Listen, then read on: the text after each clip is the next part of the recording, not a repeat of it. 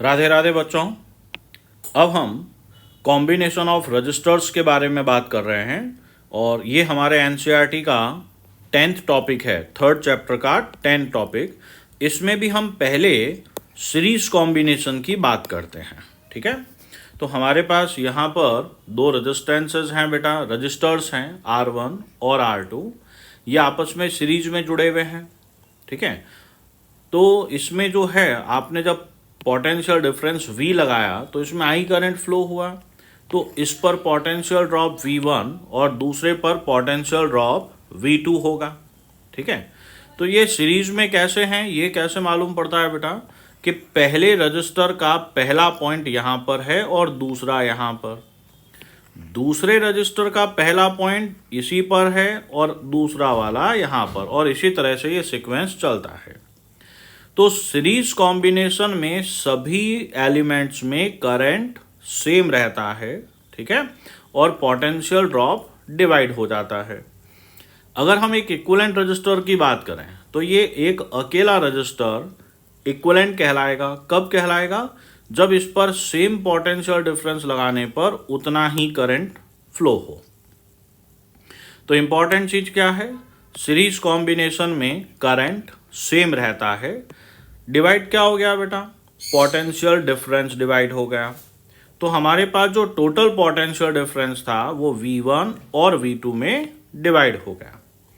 अब V that is IR, V1 को IR1 और V2 को IR2 कह दिया। तो I दोनों तरफ से कॉमन आके कट्टी बट्टी, ठीक है, I से I कैंसिल आउट हो जाएगा। तो दो रजिस्टर का सीरीज कॉम्बिनेशन का इक्विवेलेंट क्या हुआ? R1 plus R2। अब मान लीजिए ऐसे अगर n रजिस्टर्स होते तो हमारे पास क्या होता? R1 plus R2 up to so on Rn। तो हम इसे समेशन में क्या लिखते बेटा? Ri, I इक्वल टू 1 से लेकर n तक। ओके, अब इसमें भी क्या खास चीज है कि जो सीरीज कॉम्बिनेशन का इक्विवेलेंट होता है वो हर इंडिविजुअल रेजिस्टेंस से बड़ा होता है। ये जो सिंबल है इसका मतलब होता है फॉर ऑल वैल्यू।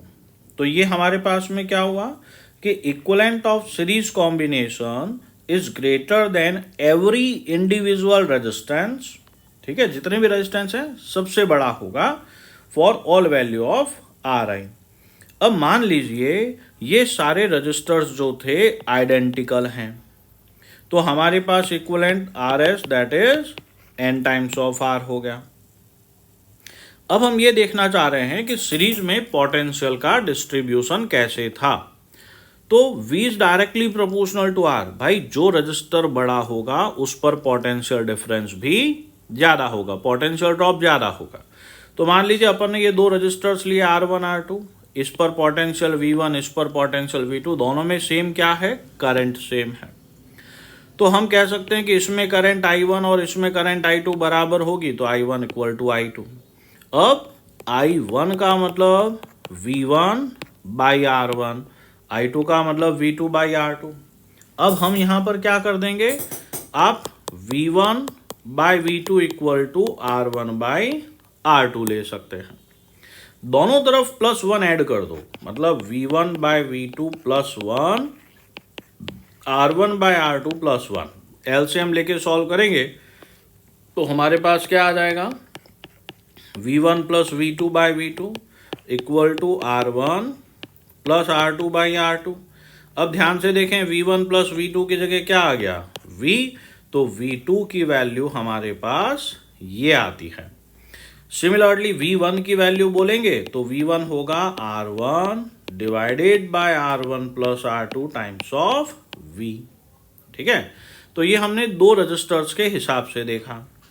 अब हमें ये देखना है कि सीरीज में जब दो रजिस्टर्स इस तरह से सीरीज में जुड़े हुए हों तब उन पे हीट का रेशियो या एनर्जी का रेशियो क्या होता है। भाई हमने पिछले वीडियो में पावर का फॉर्मूला पढ़ा था, I²RT या VIT, है ना। तो I हमारे पास सेम है, तो हम ये वाला फॉर्मूला लेंगे या ये वाला। ओके, तो आपके पास में V1 रेशियो V2 या R1 रेशियो R2। अब इंपॉर्टेंट, मेरी बात सुनना बेटा ध्यान से। अगर सीरीज में दो बल्ब लगाए जिनकी वोल्टेज रेटिंग सेम है, ठीक है, तो कौन ज्यादा पावर कंज्यूम करेगा? तो सीरीज में पोटेंशियल ड्रॉप जिस पे ज्यादा होता है वो ज्यादा पावर कंज्यूम करता है, ठीक है। तो जिस बल्ब का रेजिस्टेंस ज्यादा होगा वो ज्यादा इलेक्ट्रिक एनर्जी कंज्यूम करेगा। अब हमने पिछले न्यूमेरिकल में, पिछले वीडियो में देखा था कि अगर दो बल्ब की वोल्टेज रेटिंग सेम है तो रेजिस्टेंस किसका ज्यादा होता है बच्चे? जिसकी पावर कम हो। ओके, तो हमारे पास क्या हो गया? Having less power will consume more energy. तो जिस बल्ब की पावर कम है उसका रेजिस्टेंस ज्यादा है, इसलिए वो इलेक्ट्रिक एनर्जी का कंजप्शन ज्यादा करेगा। इसके हम और न्यूमेरिकल्स करेंगे न्यूमेरिकल के सेक्शन में। राधे राधे बेटा।